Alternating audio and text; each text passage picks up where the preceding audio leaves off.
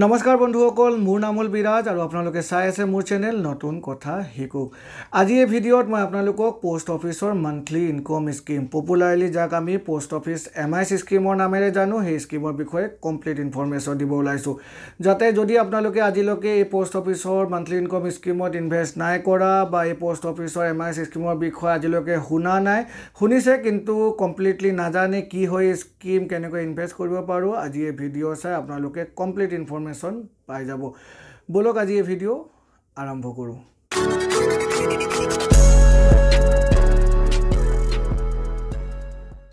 প্ৰথমতে আমি জানি লওঁ কি হয় post office MIS scheme. Post office MIS স্কিমৰ ফুল ফৰ্ম হৈছে post office monthly income scheme. নামেৰে আমি গম পাইছোঁ পোষ্ট অফিচ মান্থলি ইনকম স্কিমৰ মানে হৈছে এনেকুৱা এটা স্কিম য'ত যি ইনকম হ'ব সেই ইনকমখিনি প্ৰত্যেক মাহে আমি নিজৰ একাউণ্টত পাই যাম। পোষ্ট অফিচৰ মান্থলি ইনকম স্কিমত কিন্তু ইনভেষ্ট কৰাৰ আগতে আপোনালোকে কিছুমান কথা মনত ৰাখিব লাগে। পোষ্ট অফিচৰ মান্থলি ইনকম স্কিমত আপোনালোকে তেতিয়াহে ইনভেষ্ট কৰিব যদি আপোনালোকৰ পোষ্ট অফিচত এটা ছেভিং একাউণ্ট আছে, কাৰণ যি ইনকম হ'ব, যি ইণ্টাৰেষ্ট আমি পোষ্ট অফিচৰ মান্থলি ইনকম স্কিমৰ পৰা জেনেৰেট কৰিম, সেই ইনকম কিন্তু প্ৰত্যেক মাহে আমাৰ ছেভিং একাউণ্টত ক্ৰেডিট কৰি দিয়া হ'ব। সেইকাৰণে এই স্কিমক post office monthly income scheme বুলি কোৱা হয়। আৰু যদি আমাৰ পোষ্ট অফিচত এটা ছেভিং একাউণ্ট নাথাকে তেতিয়াহ'লে কিন্তু আমাৰ যি ইণ্টাৰেষ্ট আছে সেই ইণ্টাৰেষ্টখিনি ক্ৰেডিট নহ'ব, আৰু যদি ক্ৰেডিট নহয় সেই ইণ্টাৰেষ্টখিনি ক্ৰেডিট নোহোৱা ইণ্টাৰেষ্টৰ ওপৰত আমি কিন্তু 1 টকাও ইণ্টাৰেষ্ট নাপাওঁ। যদি আপুনি প্ৰফিটত থাকিব বিচাৰে আৰু যদি আপুনি পোষ্ট অফিচ মান্থলি ইনকম স্কিমত ইনভেষ্টে কৰিব বিচাৰিছে তেতিয়াহ'লে কিন্তু পোষ্ট অফিচৰ এটা ছেভিং একাউণ্ট আপোনালোকে প্ৰথমতে খোলুৱাই ল'ব। আৰু যোনটো ব্ৰাঞ্চৰ পোষ্ট অফিচৰ আপোনালোকে সেই ছেভিং একাউণ্ট খোলুৱাই লৈছে সেই ছেভিং একাউণ্টটো খোলা ব্ৰাঞ্চতে আপোনালোকে পোষ্ট অফিচ MIS স্কিমত ইনভেষ্ট কৰিব। পোষ্ট অফিচ MIS স্কিমত যদি ইনভেষ্টমেণ্ট কৰে তাৰ মিনিমাম আপোনাৰ বয়স কিন্তু 10 বছৰ হ'ব লাগিব। মানে মাইনৰ এজনে পোষ্ট অফিচ MIS স্কিমত ইনভেষ্ট কৰিব পাৰে, কিন্তু মাইনৰজনে যদি ইনভেষ্ট কৰে তেতিয়াহ'লে কিন্তু তেখেতে এজ এ লিগেল গাৰ্জেন নিজৰ গাৰ্জেনজনক এড কৰি এজ এ জইণ্ট একাউণ্টে ইনভেষ্ট কৰিব পাৰিব। যদি নিজৰ ছিংগল নামেৰে ইনভেষ্ট কৰিব হয় তেতিয়াহ'লে কিন্তু মিনিমাম আপোনাৰ বয়স 18 বছৰ হ'বই লাগিব। পোষ্ট অফিচ মান্থলি ইনকম স্কিমত ইনভেষ্ট কৰিবলৈ হ'লে প্ৰথমতেতো আপুনি এজন ভাৰতীয় নাগৰিক হ'ব লাগিব, আৰু যেনেকৈ মই ক'লোঁ 10 বছৰৰ ওপৰত আপোনাৰ বয়স হ'ব লাগিব। এতিয়া কিন্তু পোষ্ট অফিচ মান্থলি ইনকম স্কিমত দুটা কণ্ডিশ্যন আছে। যদি আমি ছিংগল ইনভেষ্টমেণ্ট কৰোঁ পোষ্ট অফিচৰ মান্থলি ইনকম স্কিমত মিনিমাম ইনভেষ্টমেণ্ট আমি 10,000 টকাৰে ইনভেষ্ট কৰিব পাৰোঁ, আৰু যি মেক্সিমাম ইনভেষ্টমেণ্ট হৈছে সেয়া হৈছে 4.5 লাখ টকা। মানে আমি 4.5 লাখ টকাৰ ওপৰত ইনভেষ্টমেণ্ট কৰিব নোৱাৰোঁ যদি আমি single post office monthly income স্কিমত ইনভেষ্ট কৰি আছোঁ।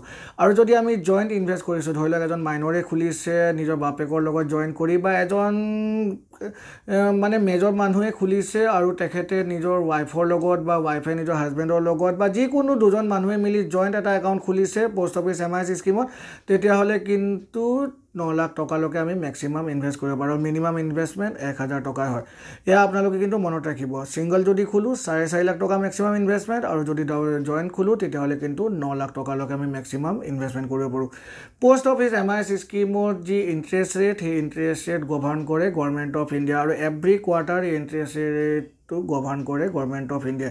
মানে ৰিভিউ কৰা হয় প্ৰত্যেক কোৱাৰ্টাৰত যি ইণ্টাৰেষ্ট ৰেট পোষ্ট অফিচৰ MIS স্কিমত দিয়া হয়, ফাইনেন্স মিনিষ্ট্ৰীয়ে ৰিভিউ কৰে, আৰু ৰিভিউ কৰাৰ পিছত যি ইণ্টাৰেষ্ট ৰেট হয় সেই ইণ্টাৰেষ্ট ৰেটখিনি ডিচাইড কৰা হয়। পোষ্ট অফিচৰ MIS স্কিমৰ এট প্ৰেজেণ্ট ইণ্টাৰেষ্ট ৰেট দিয়া গৈছে 6.6%।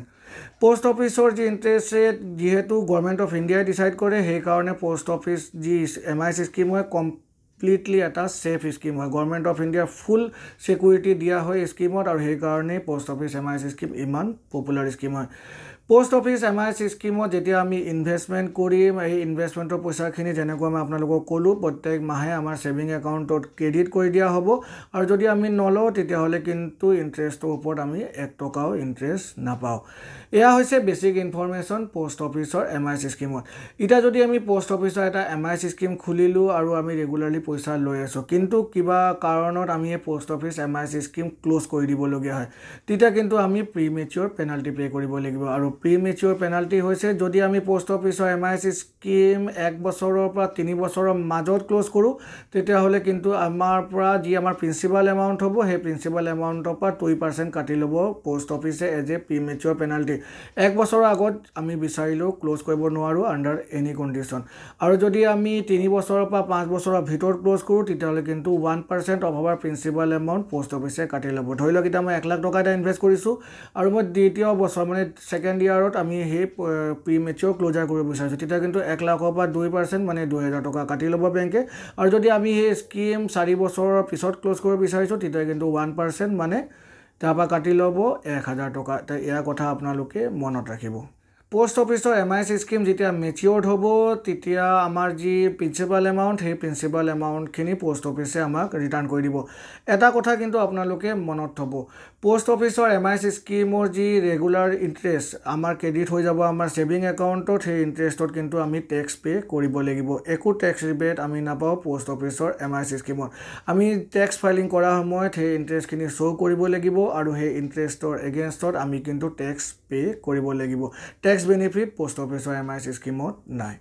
তো এয়া আছিল পোষ্ট অফিচৰ MIS স্কিমৰ কমপ্লিট ইনফৰমেশ্যন। আশা কৰিছোঁ এই ভিডিঅ' চাই আপোনালোকৰ মনত যদি কিবা পোষ্ট অফিচ MIS স্কিমৰ প্ৰতি কিবা ডাউট আছিলে সেই ডাউটখিনি ক্লিয়াৰ হৈছে, আৰু যদি ক্লিয়াৰ হৈছে তেতিয়াহ'লে মোৰ চেনেলক লাইক আৰু ছাবস্ক্ৰাইব কৰিব, ছাবস্ক্ৰাইব কৰি বেল আইকনক প্ৰেছ কৰিব যাতে মোৰ নতুন ভিডিঅ' ন'টিফিকেশ্যন লগে লগে আপোনালোকে পাই যায়। ব'লক নেক্সট পাম নিজৰ নেক্সট ভিডিঅ'ত, তেতিয়ালৈকে good bye and take care.